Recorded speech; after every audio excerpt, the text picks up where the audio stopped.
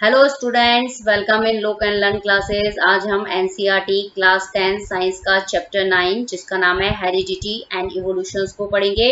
और वीडियो के इस पार्ट 12 के अंदर भी हम इवोल्यूशन टॉपिक को ही कवर करेंगे, लेकिन उसमें हमारा टॉपिक होगा फॉसल्स। ओके, इस वीडियो के इस पार्ट में हम देखेंगे कि फॉसल्स क्या होते हैं, इनका फॉर्मेशन कैसे होता है और इनका इम्पोर्टेंस क्या है। ओके, अब सबसे पहले देखते हैं इवोल्यूशनरी एविडेंस क्या है। There are plenty of pieces of evidence to support the theory of evolution relationship. मतलब ये जो थ्योरी ऑफ इवोल्यूशन रिलेशनशिप है ना, ये क्या चीज है, पहले हम इसको समझते हैं।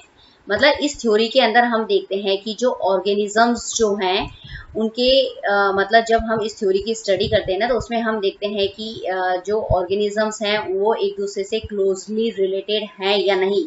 ओके, अगर क्लोजली रिलेटेड हैं तो मतलब उनके एंसेस्टर्स एक हैं, अगर नहीं है तो उनके एंसेस्टर्स क्या हैं, अलग अलग हैं। ओके, तो इसके अंदर हम क्या करते हैं, मतलब ऑर्गेनिजम्स के बारे में क्या करते हैं, स्टडी करते हैं। ओके, और उस स्टडी करने के लिए हमें क्या करनी पड़ती है, एविडेंस की जरूरत होती है। मतलब हमें प्रूफ चाहिए।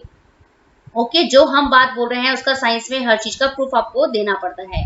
तो मतलब ये जो है कि ये जो इवोल्यूशनरी एविडेंस जो होते हैं वो कई तरह के होते हैं, मतलब बहुत तरह के होते हैं। ओके, तो फर्स्ट है इसमें से study of homologous organ, second है study of analogous organ, study of fossils, and fourth है हमारे पास में changes in DNA during reproduction, molecular phylogeny जिसको हम कहते हैं।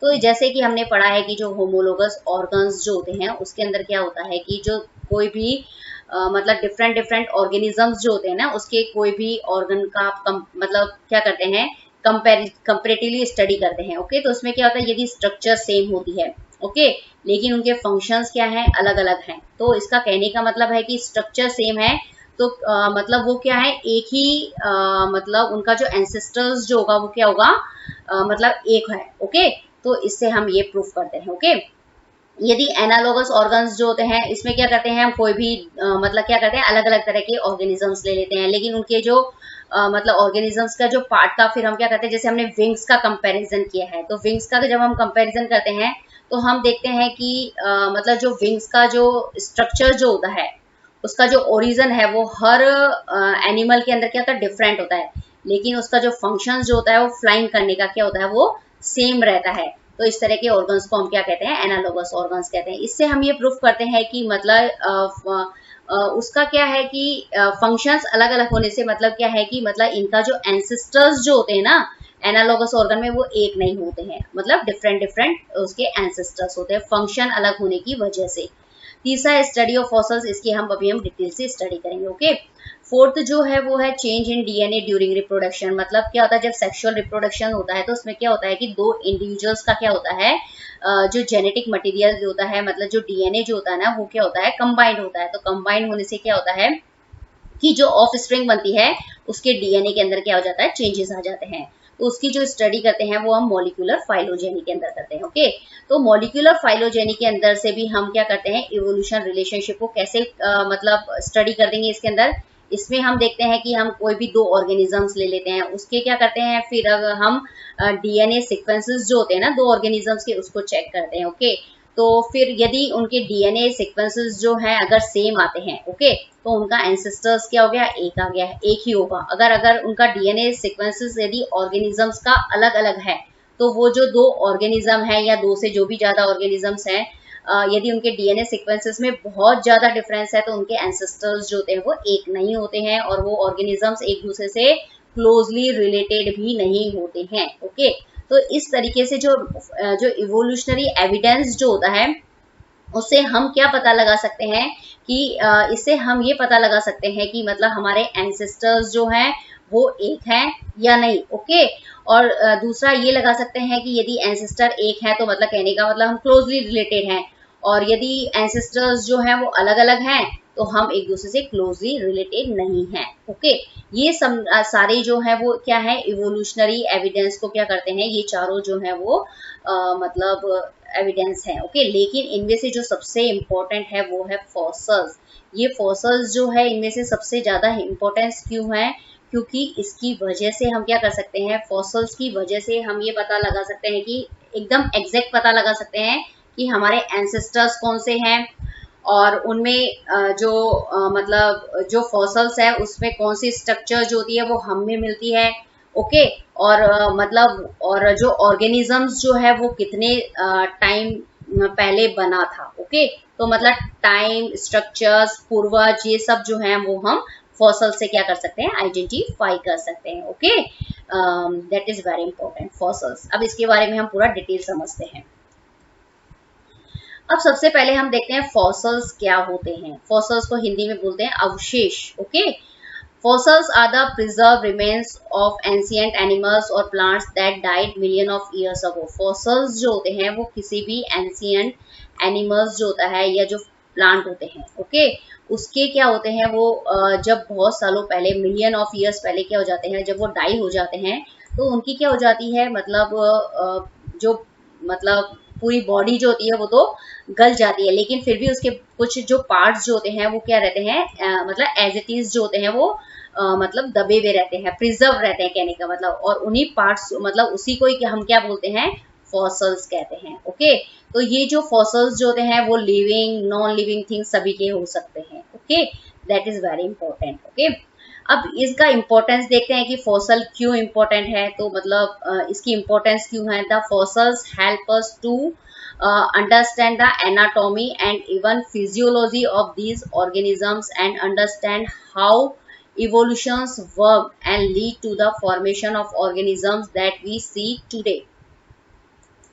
ये जो फॉसल्स जो हमें मिलते हैं ना, ये जो फॉसल्स जो है, ओके, फॉसल्स क्या होते हैं, मतलब जो एनिमल्स और जो प्लांट्स जो होते हैं वो बहुत सालों पहले क्या हो जाते हैं, मरने के बाद में क्या हो जाते हैं, जमीन में दब जाते हैं। तो उनके जो फिर जो भी पार्ट्स जो होते हैं वो जो रहते हैं ना, बाद में जो बचे हुए पार्ट्स जो होते हैं वो क्या रहते हैं, प्रिजर्व रहते हैं, मतलब जमीन के अंदर दबे रहते हैं। उन्हीं को हम क्या बोलते हैं, फॉसल्स कहते हैं।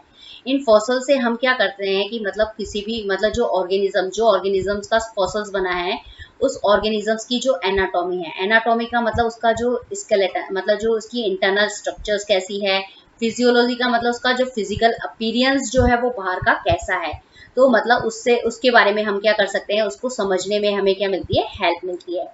ओके, तो कहने का ये मतलब होता है कि उससे हमें ऑर्गेनिज्म की एनाटॉमी से मतलब यदि उसकी जो इंटरनल स्ट्रक्चर्स और जो एक्सटर्नल अपीयरेंस है, हम ये अंदाजा लगा सकते हैं कि ये मतलब कौन से एनिमल से क्या हुए हैं, ओरिजिनेट हुए हैं, कौन से एनिमल से बने हैं। ओके, और कौन से खुद भी कौन से एनिमल से बने हैं और इनसे कौन से एनिमल्स आगे बने हैं। ओके, मतलब दोनों ही बात है, प्रेजेंट और पास्ट। ओके, दोनों के बारे में हम दोनों तरह के ऑर्गेनिजम्स के बारे में स्टडी कर सकते हैं इन फॉसल से। Okay, and understand how evolution work. और फिर हमें जब पता चल जाता है कि मतलब फिर हम ये समझ सकते हैं कि किस तरीके से क्या है, इवोल्यूशंस हुआ है। मतलब इवोल्यूशंस का मतलब ये है कि मतलब ये जो ऑर्गेनिजम्स है उसमें इसके बाद में क्या मॉडिफिकेशंस हुआ है। ओके, और फिर ये बताता है कि and lead to the formation of organism that we see today. और मतलब इसके अंदर किस तरह से मतलब और क्या मॉडिफिकेशंस हुआ है, और मतलब जो आज हम एनिमल्स देख रहे हैं उनका फॉर्मेशंस जो है वो किस तरीके से हुआ है, वो हमें क्या मतलब फॉसल्स के थ्रू क्या करते हैं, पता चलता है। ओके, मतलब कहने का मतलब ये है कि जो फॉसल्स जो होता है उससे हम ये पता लगा सकते हैं कि हमारे जो है एंसेस्टर्स कौन से हैं, पहली बात तो। ओके, और मतलब ये है फॉसल्स। ओके, इस फॉसल से हमने क्या किया है, पता लगाया कि हमारे एंसेस्टर्स कौन से हैं, और फिर इस फॉसल्स से मतलब जो आगे की जो जनरेशन है उसमें जनरेशन में किस तरीके से इवोल्यूशंस हुआ है और कौन से नए ऑर्गेनिजम्स जो हैं वो बने हैं। ओके, तो इस तरीके से हम क्या कर सकते हैं, फॉसल की हेल्प से ये सब जो है वो पता लगा सकते हैं। और इस फॉसल्स की हेल्प से हम क्या कर सकते हैं, मतलब ये जो फॉसल्स जो है वो कितने टाइम पुराना है।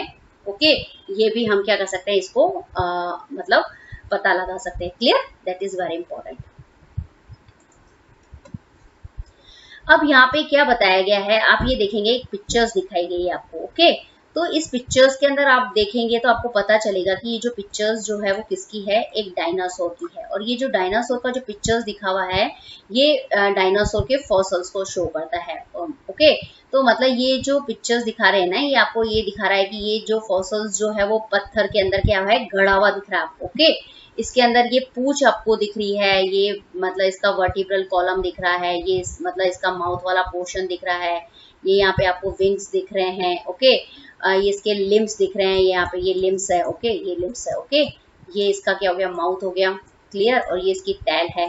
क्लियर, और ये इसका जो है वर्टिब्रल कॉलम है। ओके, तो मतलब इस तरीके से ये पूरा पिक्चर्स आपको बता रहा है कि मतलब इसके अंदर क्या है, मतलब पूंछ है, तो ये क्या शो कर रहा है, ये रेप्टाइल्स मतलब क्लास को शो कर रहा है। ओके, विंग्स दिखाता है तो मतलब ये इसके अंदर बर्ड्स जैसे मतलब क्या है, मतलब कैरेक्टर्स को शो कर रहा है। ओके, ये लिम्स जो है वो क्या कर रहा है, मतलब लिम्स किस में होते हैं, मतलब ये जो लिम्स जो होते हैं वो हमारे में होते हैं। ओके, मतलब जो होते हैं ना लिम्स जिसके अंदर मतलब अपने में, तो मतलब ये अपन भी मतलब क्या है, इससे क्लोजली रिलेटेड मतलब है, मतलब इस तरीके से। ओके, तो मतलब कहने का मतलब अपना डेवलपमेंट भी क्या हुआ है, इसी से हुआ है। ओके, तो कुल मिला के ये जो पिक्चर्स जो होती है, इससे हम ये पता लगा सकते हैं कि जो हमारे एंसेस्टर्स जो हैं, मतलब इसका जो डायनासोर से पता चल जाएगा कि इसका एंसेस्टर कौन है, और इससे जो आगे जो अगर इसमें फेदर है तो मतलब इससे जो नेक्स्ट मतलब किसका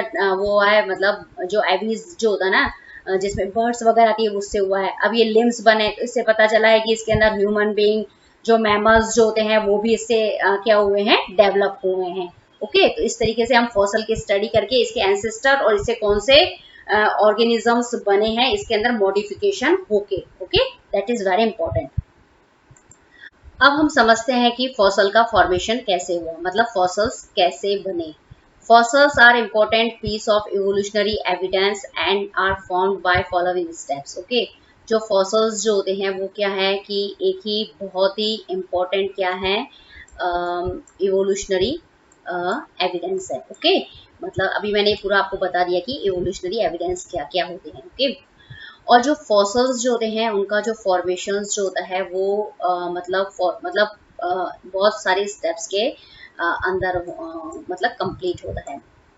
क्लियर, अब ये सबसे पहले क्या होता है कि जो organisms die and they get buried in mud and silt, मतलब जो ऑर्गेनिजम्स जो होते हैं ना, इसमें क्या होता है कि ऑर्गेनिजम्स मर जाते हैं और वो क्या हो जाते हैं, मड और जो सिल्ट होती है ना उसके अंदर क्या हो जाते हैं, मतलब दब जाते हैं। The soft tissue of the body get quickly leaving behind the hard bones or shells। मतलब जो ऑर्गेनिजम्स जो होते हैं उसकी बॉडी के अंदर क्या होते हैं, दो तरह के टिश्यूज होते हैं।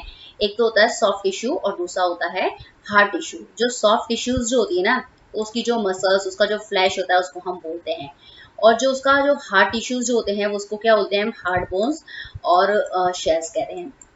ओके, तो मतलब जब वो दबता है ना, तो दबने के बाद में क्या होते हैं कि जो उसके सॉफ्ट टिश्यूज जो होते हैं, उसकी जो मसल्स जो होती हैं वो तो क्या हो जाती है, मतलब गलना चालू हो जाती है, गल जाती है। लेकिन जो उसके जो हार्ड बोन्स है, मतलब उसकी जो मतलब बहुत ही मजबूत बोन्स हैं, और जो उसकी जो कवरिंग होती है, आउटर कवरिंग, वो जो होती है उसको छोड़ के बाकी जितना भी उसका जो सॉफ्ट टिश्यूज होता है वो क्या हो जाता है, डिके होना चालू हो जाता है। क्लियर,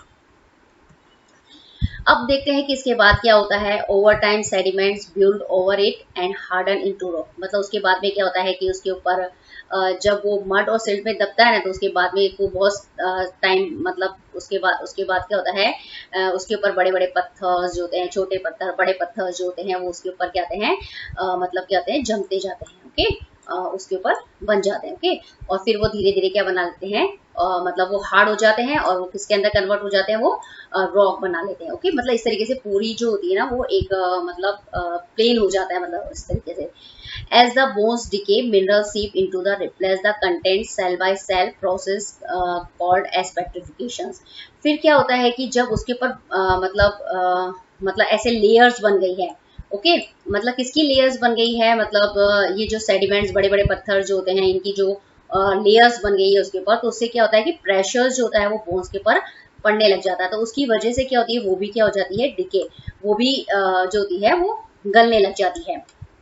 फिर क्या होता है कि जो एनिमल्स के अंदर प्रेशर पड़ेगा तो जो उसकी बॉडी के अंदर जो सेल्स जो होती है वो क्या होता है कि उसके अंदर भी जो भी कंटेंट होते हैं वो भी क्या होते हैं कि मतलब रिप्लेस मतलब निकलना जो होते हैं वो चालू हो जाते हैं, और वो भी क्या करते रहते हैं, मतलब जमीन के अंदर मतलब वो भी क्या हो जाते हैं, गलते जाते हैं, मतलब कुल मिला के वो भी खत्म हो जाते हैं। ओके, तो इस प्रोसेस को हम क्या करते हैं, पेट्रिफिकेशन कहते हैं। ओके, तो मतलब कुल मिला के यहाँ पे फॉसिल्स जो होता है वो बनता है।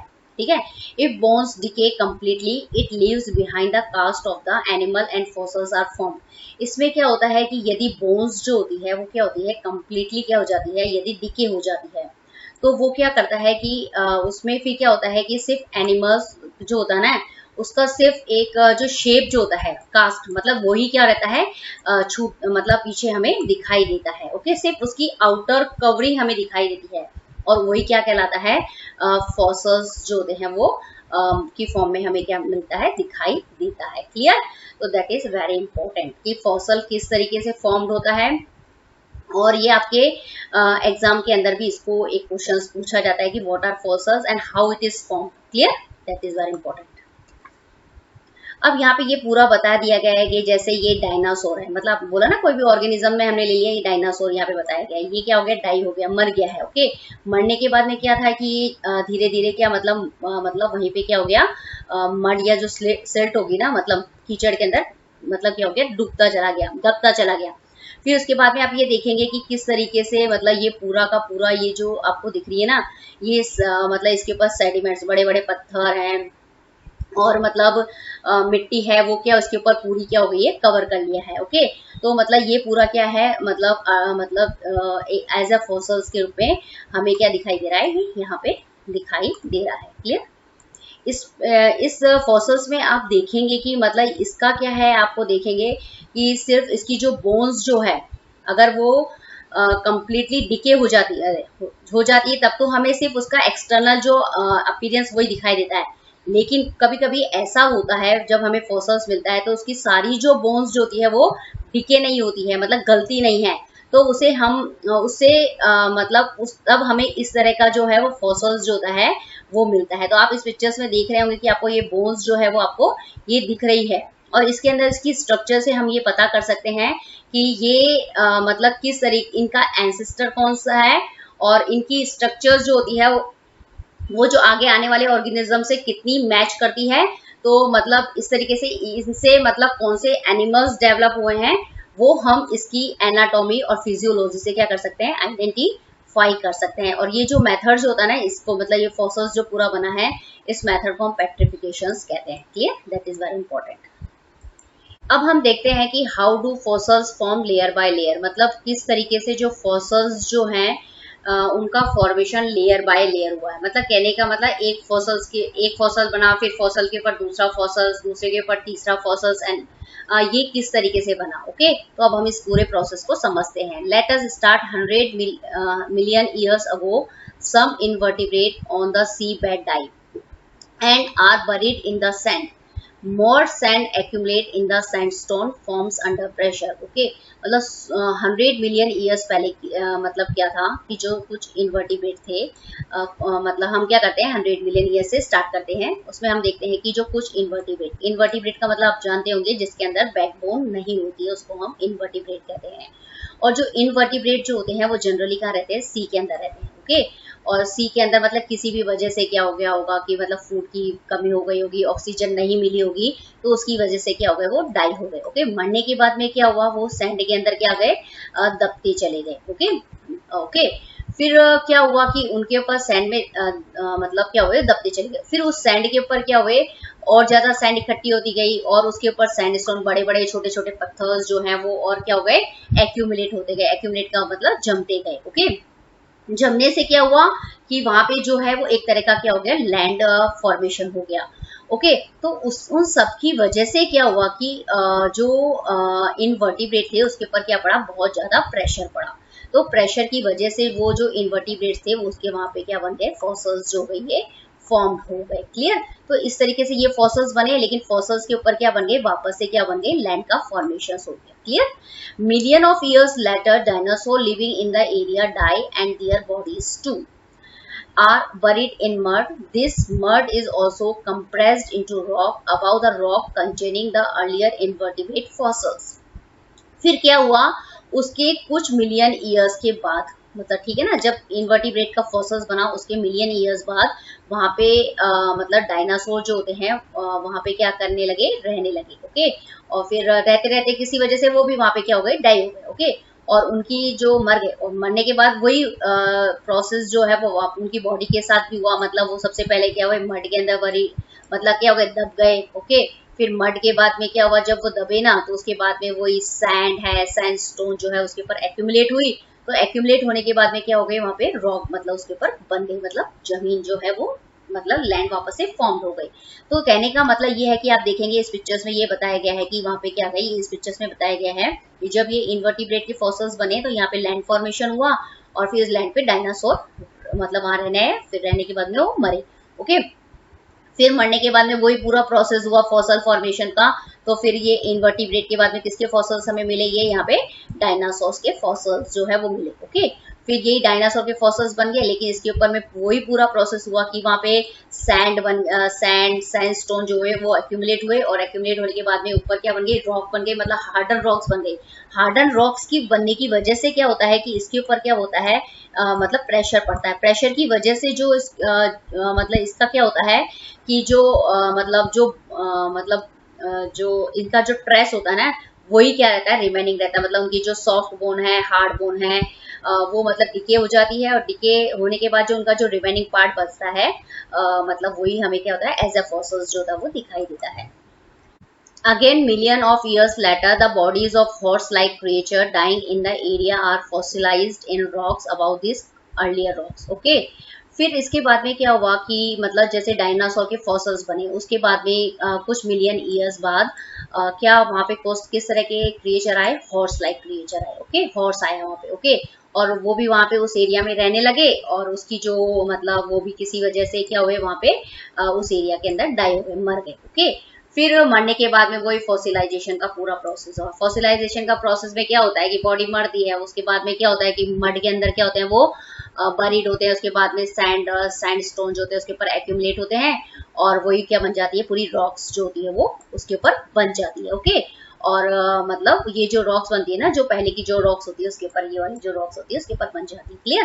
तो यहाँ पे ये बताया गया है कि ये मतलब क्या है, ये हॉर्स जो है वो वहां पे रहने हैं। ओके, और उससे पहले क्या बन चुके हैं, ये इन्वर्टिब्रेट के फॉसिल्स, और ये डायनासोर का फॉसिल्स जो है वो बन गया, और उसके ऊपर जो लैंड है ये लैंड। ओके, फिर क्या हुआ कि जब ये बना ना तो इसका फॉसिल्स यहाँ पे बन गया। क्लियर? तो ये दिखा हॉर्स का फॉसिल्स बन गया। Okay, clear? फिर क्या हुआ, much later by erosion of water flow wears away some of the rock and expose the horse like fossils. As we dig deeper we will find older and older fossils. मतलब क्या हुआ कि जब ये horse का fossils बना तो फिर वापस उसके ऊपर क्या बनी थी, लैंड बनी थी। फिर लैंड के ऊपर क्या हुआ, इस बार वहां पे क्या हो गया, वेजिटेशन हो गए, मतलब कुछ प्लांट्स जो गए वो वहां पे ग्रो हो गए। ओके, ग्रो होने पे क्या हुआ कि वहां पे क्या हुआ होगा, बहुत ज्यादा क्या होगी, हैवी रेनफॉल हुआ होगा। ओके, हैवी रेनफॉल की वजह से क्या हुआ, वहां पे सॉइल का क्या हो गया, इरोजन हो गया। क्या हो गया, सॉइल का इरोजन, मतलब जो सॉइल की जो लेयर्स जो होती है ना वो पानी के साथ क्या जाती है, बहती जाती है। ओके, तो उससे क्या हुआ कि जो रॉक्स जो है मतलब वो मतलब क्या हो गई, मतलब जो मिट्टी थी ना, वो जो जितनी भी इसके ऊपर हॉर्स के फॉसिल्स के ऊपर जितनी भी मिट्टी थी, जितनी भी रॉक्स थी, वो क्या हो गई, पानी के अंदर फ्लो करे, बह गई। ओके, और फिर क्या सबसे पहले वहां पे क्या दिखे, सबसे पहले हॉर्स लाइक फॉसिल्स दिखे। फिर वहां पे जैसे ये फॉसिल्स दिखे होंगे ना, तो वहां पे क्या आए होंगे, पैलेंटियोलॉजिस्ट आए होंगे, मतलब जो फॉसिल्स की क्या करते हैं, डिस्कवरी करते हैं। फिर उन्होंने क्या करा होगा, वहां पे खुदाई करी, तो फिर उन्होंने देखा कि मतलब इसको खुदाई करने में उन्होंने क्या करा, मतलब इसको खोदा, तो उन्होंने देखा कि इसके बाद उनको क्या हो गए, मतलब फॉसिल्स जो है वो दिखाई दिए उनके। ठीक है ना, तो मतलब उसके बाद में हॉर्स के बाद में उनको डायनासोर का फॉसिल्स दिखा, फिर डायनासोर के बाद में इनवर्टिब्रेट का क्या मिला, फॉसिल्स दिखा। तो मतलब इनको क्या मिला, जब उन्होंने खुदाई करी तो उनको ऑल्डर और ऑल्डर फॉसिल्स जो है वो 1 बाय 1 करके दिखाई दिए। और ये जो फॉसिल्स जो है वो उनको कैसे दिखाई दिए, मतलब उन्होंने देखा कि ये जो फॉसिल्स जो है उनका फॉर्मेशन कैसे हुआ है, लेयर बाय लेयर फॉर्मेशन हुआ है। ओके, तो इस पूरे मतलब डायग्राम से हमने ये समझा है कि जो फॉसिल्स का फॉर्मेशन कैसे होता है, वो लेयर बाय लेयर होता है। मतलब एक एनिमल्स बनता है, फिर उसके पास बाद में वापस लैंड बनती है, मतलब लेयर बन जाती है। फिर उसके बाद में दूसरा एनिमल्स जो कहता है डाई होता है, फिर उसके बाद में क्या बन जाती है, लेयर बन जाती है। फिर तीसरा एनिमल डाई होगा, फिर उसके ऊपर लेयर्स बन जाती है। तो इस तरीके से जो फॉसिल्स का जो फॉर्मेशन जो होता है वो लेयर बाय लेयर को समझाया गया है यहाँ पे। अब हम फॉसिल्स और उसकी डेफिनेशन और उसके इम्पोर्टेंस को एक बार वापस से अच्छे से समझ लेते हैं, क्योंकि इसका मतलब ये इसका एक क्वेश्चन जो होता है वो एग्जाम के अंदर जरूर आता है। Okay, fossils are the preserved traces of the organisms that once existed and now they are extinct। जो fossils जो होते हैं वो जो organisms जो होते हैं मतलब जो कि पहले क्या थे, कभी किसी टाइम पे क्या थे, एग्जिस्ट करते थे। ओके, किसी टाइम पे क्या करते थे, वो एग्जिस्ट करते थे, लेकिन अब वो क्या हो चुके हैं, एक्सटिंक्ट हो चुके हैं। एक्सटिंक्ट का मतलब लुप्त हो चुके हैं, मतलब उनकी जो स्पीशीज जो है वो खत्म हो गई है। तो जो ऐसे ऑर्गेनिजम्स जो होते हैं उनके प्रिजर्व ट्रेसेस को हम क्या कहते हैं, फॉसिल्स कहते हैं। Okay, that is very important, fossils. Okay, that is very important. Fossils are formed because some organisms fail to decay completely and have remained preserved till today। मतलब fossils क्यों बनते हैं, तो ये भी क्वेश्चन पूछा जाता है कि fossils इसलिए बनते हैं कि कुछ organisms जो होते हैं उनका जो मतलब जो डिके मतलब वो पूरी तरीके से क्या होते हैं, मतलब क्या होते हैं, कंप्लीटली डिके नहीं हो पाते हैं। ओके, किसी वजह से, मतलब कंप्लीटली डिके नहीं होने का मतलब क्या होता है कि उनकी जो सॉफ्ट बोन होती है, सॉफ्ट टिश्यूज जो होते हैं वो तो क्या हो जाते हैं, डिके हो जाते हैं, लेकिन उनकी जो हार्ड बोन्स होती है तो वो क्या होती है, कंप्लीटली डिके नहीं हो पाती है। तो उसकी वजह से क्या होती है, उनके जो रिमेन्स जो होते हैं, मतलब उस ऑर्गेनिजम्स के जो रिमेन्स होते हैं, बोन्स के जो रिमेन पार्ट्स जो होते हैं वो क्या हो जाते हैं, मतलब प्रिजर्व हो जाते हैं। और मतलब जो हमें क्या है, मतलब जो आज तक भी क्या है, प्रिजर्व है, जो आज तक भी क्या है, डिके नहीं हुए हैं। तो उन्हीं मतलब इस तरीके से ये बताया है कि फॉसिल्स बनते क्यों हैं, क्योंकि ऑर्गेनिजम्स का जो मतलब जो डिके, उनके सड़ने मतलब पूरा गलने का जो प्रोसेस जो होता है वो कंप्लीट नहीं हो पाता है। तो उसकी वजह से क्या होता है कि उनके कुछ बॉडी पार्ट्स जो होते हैं वो क्या हो जाते हैं, मतलब क्या हो जाते हैं, मतलब प्रिजर्व हो जाते हैं। ओके, उन्हीं मतलब जो बॉडी पार्ट्स जो मतलब रिमेन रह गए हैं, शेष रह गए हैं, उन्हीं को हम क्या कहते हैं, फॉसिल्स कहते हैं। क्लियर। अब देखते हैं कि फॉसिल्स की क्या इंपॉर्टेंस है, इसका क्या इंपॉर्टेंट रोल है। Fossils have a significant role in evolutions as they help in creating evolutionary relationship with the earlier organisms and the present day organism। जो फॉसिल्स जो होते हैं उसका इवोल्यूशन के अंदर सिग्निफिकेंट रोल होता है।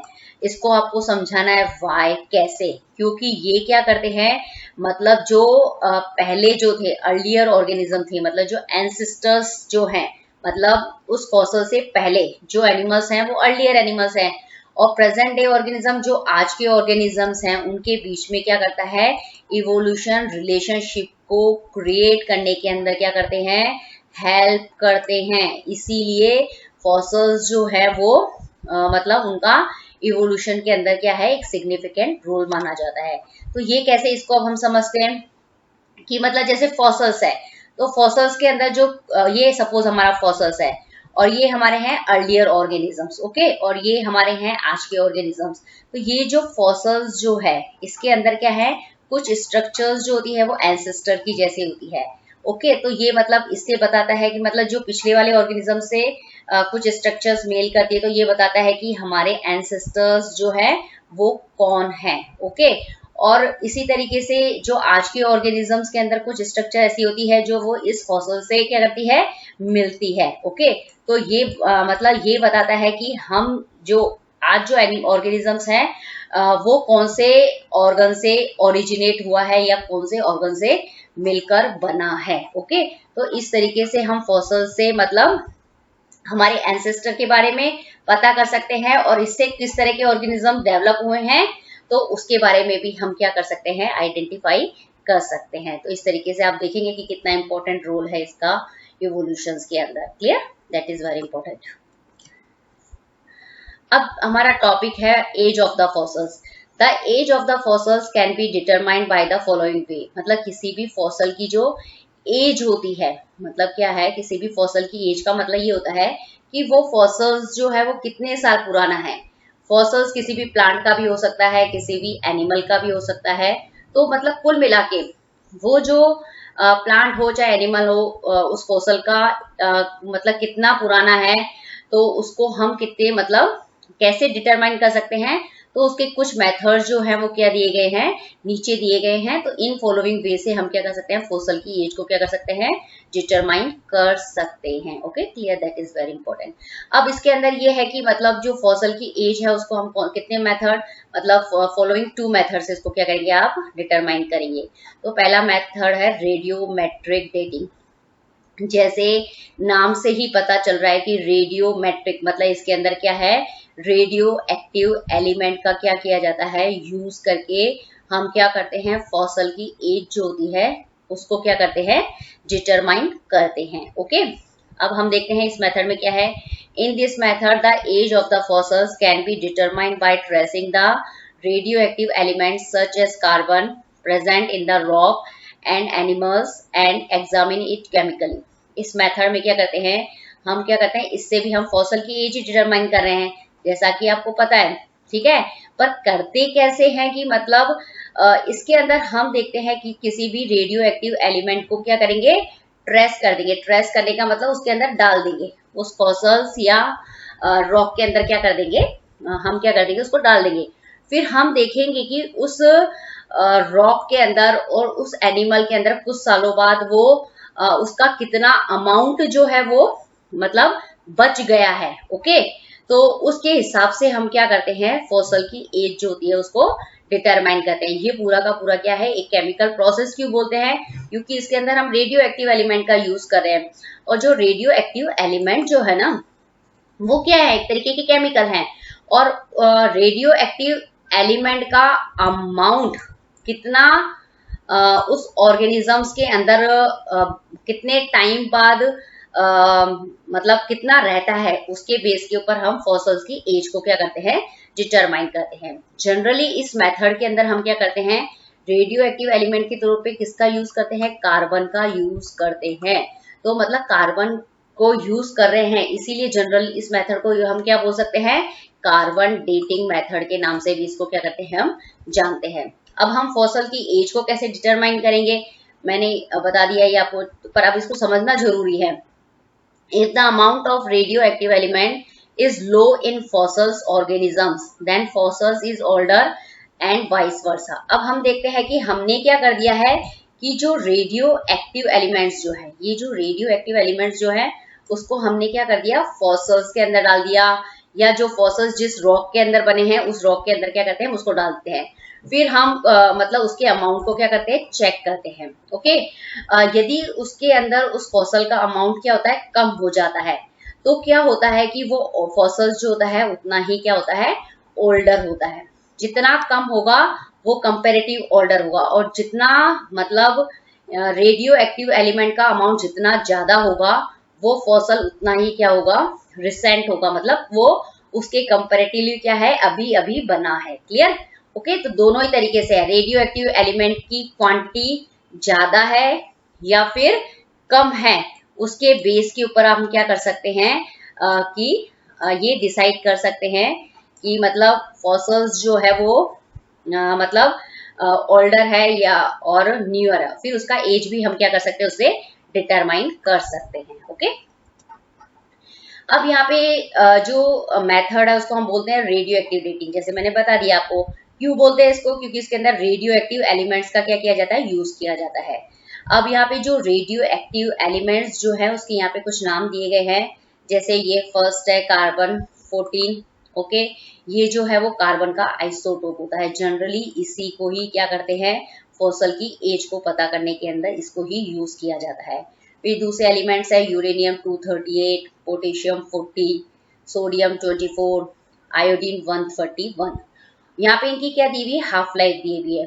क्लियर, यदि ये हाफ लाइफ मतलब ये इनका हाफ लाइफ का मतलब ये है कि मतलब यदि इनका आधा, यदि किसी फॉसल्स के अंदर हम इसको डाल देते हैं और यदि आधे रह जाते हैं तो उस फॉसल्स की एज जो होगी वो मतलब इस तरीके से इनके रेस्पेक्ट में इतनी होगी। ओके, यदि कार्बन 14 जो होते हैं वो मतलब आधा रह जाता है तो उस जो फॉसल्स का एज जो होगा वो कितना होगा, 5730 ईयर्स। ओके, इतना। यदि यूरेनियम 238 को यदि किसी फॉसल्स में डालने पर वो अगर आधा रह जाता है, हाफ रह जाता है, तो वो फॉसल्स 4.5 बिलियन ईयर्स पुराना होगा। इसी तरीके से पोटेशियम 40 को आप डालेंगे और वो यदि आधा रह जाता है तो उसकी एज जो होगी, मतलब कितने टाइम में वो आधा रहता है, तो उसके हिसाब से उसकी एज जो होगी वो 1.3 बिलियन ईयर्स हो जाएगी। इसी तरीके से सोडियम 24 का जो हाफ लाइफ है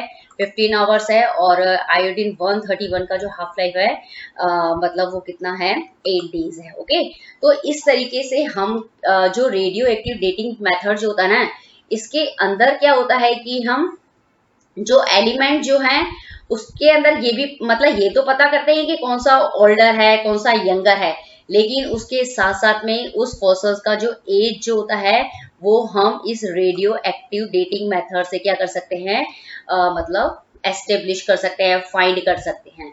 it is very important. Okay, अब दूसरा है रिलेटिव डेटिंग मेथड। रिलेटिव जैसे नाम से ही पता चलता है कि इसके अंदर आप क्या करेंगे, कंपैरिजन करके स्टडी की जाती है। ओके, तो ऐसे जो मेथड होते हैं जिसमें दो फॉसल्स का आप कंपैरेटिवली स्टडी करते हैं उसको बोलते हैं relative dating method. The fossils are found in the sedimentary rocks in the form of layers accumulated over large span of time। इसमें ये बताया गया है कि जो रिलेटिव डेटिंग मेथड जो होता है ना वो ऐसे फॉसल्स के अंदर किया जाए, मतलब उसकी पता करने के लिए, ऐसे फॉसल्स की एज पता करने के लिए किया जाता है जो सेडिमेंट्री रॉक्स के अंदर बनते हैं और उसके अंदर भी क्या करते हैं लेयर्स के ऊपर, मतलब लेयर्स के अंदर क्या होते हैं वो मिलते हैं फॉसल्स। फॉसल्स का लेयर के अंदर मिलने का मतलब क्या होता है, जैसे एक फॉसल्स ओके, फिर उसके ऊपर लेयर, फिर दूसरा फॉसल्स, फिर सैंड की लेयर, फिर तीसरा फॉसल, फिर मतलब सैंड की लेयर। तो इस तरीके से ये लेयर फॉर्म ऐसी होती है, मतलब एक फॉसल फिर लेयर बाय लेयर हो गया, जैसे आपको यहाँ पे समझ में आ गया होगा। ओके, ठीक है, तो फिर ये सेडिमेंट्री रॉक क्यों हो गया, क्योंकि ये यहाँ पे क्या होती है एक फॉसल फिर रॉक, एक फॉसल रॉक, तो ये पूरी पूरी सेडिमेंट्री रॉक होगी। और इसको बनने के अंदर एक्यूमुलेट का मतलब यहाँ पे ये हो गया कि इसको बनने के अंदर, किसको बनाना है, फॉसल्स को बनने के अंदर क्या होता है, ऐसे फॉसल्स को बनने के अंदर जो लेयर बाय लेयर जिनका फॉर्मेशन होता है उसको बहुत ही लंबा टाइम जो होता है बनने के अंदर लगता है। ओके, मतलब मिलियन ईयर्स जो होते हैं इससे भी ज्यादा टाइम जो होता है हमको कंप्लीट बनने में पूरा हो जाता है। So using this fact the geologist find the age of fossils in the way that the fossils found at the bottom of the layer are found to be older than that found above those। इसके अंदर ये मतलब fact है, मतलब ये है, इस fact का यूज किया जाता है मतलब इस उसके अंदर ये फैक्ट माना जाता है, उसके फैक्ट के अकॉर्डिंग ये रिजल्ट निकाला जाता है कि जो जियोलिस्ट मतलब ये मानते हैं कि जो मतलब बॉटम के अंदर जो फॉसल्स जो मिलता है, ठीक है ना, इन लेयर्स के अंदर जो बॉटम के अंदर जो फॉसल्स जो होगा वो क्या होगा सबसे ओल्डर होगा, और जो ऊपर के जो फॉसल्स जो होंगे मतलब अब इसके ऊपर जो होंगे वो क्या होते जाएंगे यंगर फॉसल्स के अंदर काउंट होंगे। कहने का मतलब ये होता है कि लेयर बाय लेयर जब फॉसल्स का फॉर्मेशन होता है ना, तो सबसे नीचे मतलब सबसे बॉटम के अंदर, ये सबसे बॉटम के अंदर जो फॉसल्स बनेगा वो क्या होगा ओल्डर होगा, और ऊपर की तरफ उसके ऊपर जो भी होंगे वो क्या होंगे उसके कंपैरेटिवली क्या होंगे यंगर फॉसल्स कहलाएंगे। क्लियर, तो इसके अंदर क्या करा हमने मतलब कंपैरेटिव स्टडी करी है फॉसल्स की, इसीलिए इसको बोलते हैं रिलेटिव डेटिंग मेथड। क्लियर, अब इस पिक्चर से आप और बहुत अच्छे से पता कर लेंगे कि ओल्डर फॉसल्स क्या होते हैं, यंगर फॉसल्स क्या होते हैं। तो इसमें हम देखते हैं कि ये पिक्चर्स क्या शो करती है, मतलब ये पिक्चर्स ये शो करती है कि फॉसल्स की एज को आप कैसे डिटरमाइन कर सकते हैं। एक तो मेथड है रिलेटिव डेटिंग का मेथड और एक दूसरा है रेडियो एक्टिव डेटिंग का मेथड। इसके अंदर क्या करते हैं कि a technique use to determine which two fossils are older, मतलब इसके अंदर क्या किया जाता है, इस टेक्निक के अंदर ये किया जाता है कि मतलब ये इसके अंदर ये होता है कि जो दो फॉसल्स जो होते हैं उसके अंदर ये उसकी एज को जब आप डिटरमाइन कर रहे हैं तो उसके अंदर मतलब इस टेक्निक से ये पता किया जाता है कि कौन सा जो फॉसल्स जो है वो क्या है ओल्डर है, मतलब पुराना है। ओके, तो इससे हम ये पता करते हैं इस टेक्निक से, रिलेटिव डेटिंग मेथड से। तो जैसे आप ये पिक्चर्स देखेंगे यहाँ पे, तो आपको ये दिखेगा कि जैसे ये सबसे पहले ये क्या है, जैसे नीचे मतलब ये रॉक्स है, ओके, मतलब ये सैंड वगैरह है। फिर यहाँ पे क्या हो गया, ये मतलब ये सबसे पहले बनने वाला फॉसल्स है, ओके। फिर इसके बाद में वापस ये इसके ऊपर वो सैंड और रॉक सब बन गई है। फिर यहाँ पे ये सेकंड फॉसल्स जो है वो वापस क्या हो गए हैं, मतलब बन गए हैं, ओके। फॉसल्स कैसे बनते हैं ये पूरा मैंने आपको सिखा दिया अभी, किस तरीके से फॉर्मेशन होता है। तो इसके अंदर इस रिलेटिव डेटिंग मेथड के अंदर किया जाता है कि जो फॉसल्स बॉटम के अंदर होगा वो क्या होता है, ओल्डर होता है, ओके। और इसके ऊपर जैसे जैसे इससे ऊपर की तरफ जाते हैं तो वो फॉसल्स क्या होते हैं, जो ऊपर की लेयर्स के अंदर जो फॉसल्स बनेंगे वो क्या होते हैं, यंगर होते हैं। तो इसके अंदर सिर्फ मतलब यही है कि जो बॉटम में बनेगा वो ओल्डर होगा, और जो इससे ऊपर की जो लेयर्स होगी वो क्या होंगे, यंगर फॉसल्स कहलाएंगे। अब रेडियो एक्टिव डेटिंग को समझ लेते हैं। इस मेथड को हम रेडियो एक्टिव डेटिंग क्यों कहते हैं, क्योंकि इसके अंदर कोई भी रेडियो एक्टिव एलिमेंट्स का यूज किया जाता है, ओके।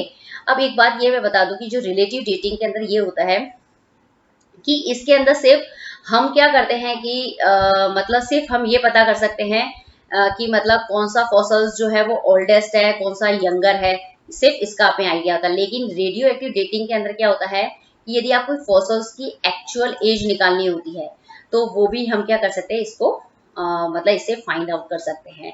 तो इसके सबसे पहला ये है कि इसके अंदर क्या होता है, रेडियो एक्टिव एलिमेंट्स का यूज किया जाता है, इसीलिए इसको क्या बोलते हैं, रेडियो एक्टिव डेटिंग के नाम से भी इसको क्या कहते हैं, जानते हैं, ठीक है। A technique used to determine the actual age of fossil on the basis of the amount of a radioactive element it contains, okay। तो इसके अंदर क्या होता है कि ये एक ऐसी टेक्निक होती है जिसके अंदर आप क्या करेंगे, जो फॉसल्स जो होते हैं उसकी एक्चुअल एज को क्या करेंगे, डिटरमाइन करेंगे। क्या करेंगे, उसकी एक्चुअल एज को, क्लियर, कि मतलब वो कितने साल पुराना है, 5000 साल पुराना है, 10,000 साल पुराना है, ओके। लेकिन किसके बेस पे करेंगे, रेडियो एक्टिव एलिमेंट के बेस के ऊपर। अभी मैंने आपको रेडियो एक्टिव एलिमेंट्स के नाम बताए थे अभी, तो वो उसके अमाउंट के बेस पे, यदि उनका अमाउंट बहुत कम होता है तो वो क्या होता है, जितना कम होगा वो उतना ही ज्यादा क्या होगा, ओल्डर होगा, और जितना ज्यादा रेडियो एक्टिव एलिमेंट होगा वो उतना ही यंगर होगा, ओके, ठीक है। ये इसे पता चल जाएगा। Radio active element unstable element that decay और break down into different elements. मतलब सिर्फ आपको अब ये रेडियो एक्टिव एलिमेंट्स यही मतलब समझना है इसको कि ये अनस्टेबल एलिमेंट्स होते हैं। यदि आप उसके किसी भी फॉसल्स के अंदर आप इसको डालते हैं ना, तो ये क्या करते हैं कि डिके हो जाते हैं, मतलब, और डिके मतलब ब्रेक डाउन, खुद भी टूट जाते हैं अलग अलग एलिमेंट्स के अंदर, तो ठीक है ना। तो कितने टाइम में वो टूटते हैं, कितने टाइम में इनका अमाउंट जो होता है वो आधा रह जाता है, तो उसके बेस पे हम ऑर्गेनिजम्स की लाइफ, फॉसल्स की जो एज होती है उसको काउंट करते हैं। तो अब हम देखते हैं कि जो रेडियो एक्टिव एलिमेंट का हाफ लाइफ, अभी मैंने आपको बताया था पिछली बार में, पर इसका डेफिनेशन से भी आप इसको समझ सकते हैं। The time it takes for a half of the atoms in a radio active element to decay. तो मतलब कुल मिला के रेडियो एक्टिव एलिमेंट्स जो होता है जब ब्रेक डाउन होता है तो उसको आधा होने के अंदर जो टाइम लगता है उसको हम बोलते हैं रेडियो एक्टिव एलिमेंट्स की हाफ लाइफ, ठीक है। तो उसी के बेस पे हर रेडियो एक्टिव एलिमेंट्स जो होते हैं उसका जो हाफ लाइफ होता है, मतलब वो कितने टाइम में आधा होगा, उस सब रेडियो एक्टिव टाइप एलिमेंट का हाफ टाइम जो होता है वो अलग अलग होता है। उसके अलग अलग होने पे ही क्या होता है, ऑर्गेनिजम्स की जो एज होती है उसको हम एग्जैक्ट एक्चुअल जो एज होती है वो क्या कर सकते हैं, फाइंड कर सकते हैं, okay. It is very important, ठीक है।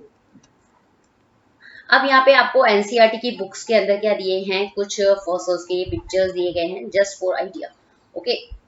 तो इसको भी एक बार देख लेना, ठीक है। यहाँ पे क्या दिया हुआ है, ये फॉसल्स जो है मतलब ट्री का दिया हुआ है, तो मतलब ये बता रहे हैं कि मतलब प्लांट जो होते हैं, जो प्लांट का भी बहुत सारे पार्ट्स जो होते हैं वो भी क्या करते हैं, पूरे डिके नहीं होते हैं, और वो भी क्या होते हैं, रॉक्स के अंदर, मिट्टी के अंदर, जो बड़े बड़े होते हैं पत्थर, उनके नीचे क्या होते हैं, दब जाते हैं, प्रेशर की वजह से क्या होते हैं, उनके जो रिमेनिंग पार्ट जो होते हैं या उनका जो ट्रेस जो होता है वो हमें क्या मिलता है, एज ए फॉसल्स के रूप में मिलता है, क्लियर। तो आप ये देखेंगे, ये यहाँ पे इस तरीके से ये दिख रहे हैं जो, ओके। अब आपको ये फॉसल्स जो है वो किसका है, इनवर्टिब्रेट का है, ठीक है।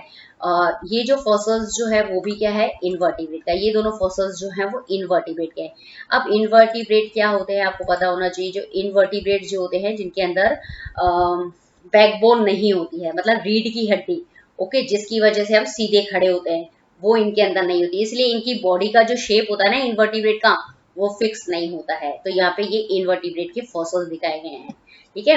अब यहाँ पे ये फिश का फॉसिल दिखाया गया है, जो फिश जो है वो वर्टिब्रेट है, ओके। अब जो वर्टिब्रेट का मतलब हो गया जिसके अंदर बैकबोन होती है, मतलब इनकी बॉडी का एक पर्टिकुलर थोड़ा सा शेप, मतलब शेप होता है वर्टिब्रल कॉलम की वजह से, ओके। तो ये वर्टिब्रेट का फॉसिल्स है फिश का, ओके। ये जो है डायनासोर के स्कल का, डायनासोर क्या है क्या है ये फॉसिल्स जो है वो यहाँ पे दिखाया गया है। इसके क्या होते हैं, फोर लिम्स होते हैं, मतलब ये स्कल है, इसके अंदर दांत वगैरह हैं।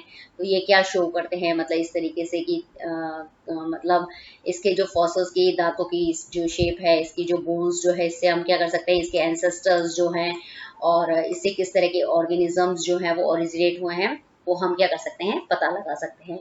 तो ये यहाँ पे आपका फॉसिल्स वाला टॉपिक कंप्लीट होता है, लेकिन ये टॉपिक बहुत ही इंपॉर्टेंट है। डिटेल में इसलिए पढ़ाया गया है कि एनटीएससी का जो एग्जाम होता है या 10th बोर्ड का जो एग्जाम होता है, उसके अंदर क्या होता है, आपको हर एक कंसेप्ट जो है वो बहुत अच्छे से क्लियर होना जरूरी है, ओके। ये आपको यदि ये वीडियो पसंद आया तो please look and learn classes को सब्सक्राइब करना ना भूले, ओके। यदि आप सब्सक्राइब करेंगे तो आपको जो लेटेस्ट अपडेट जो होते हैं वो, मतलब उसका इंफॉर्मेशन जो होगा वो मिलता रहेगा, okay. Thank you very much.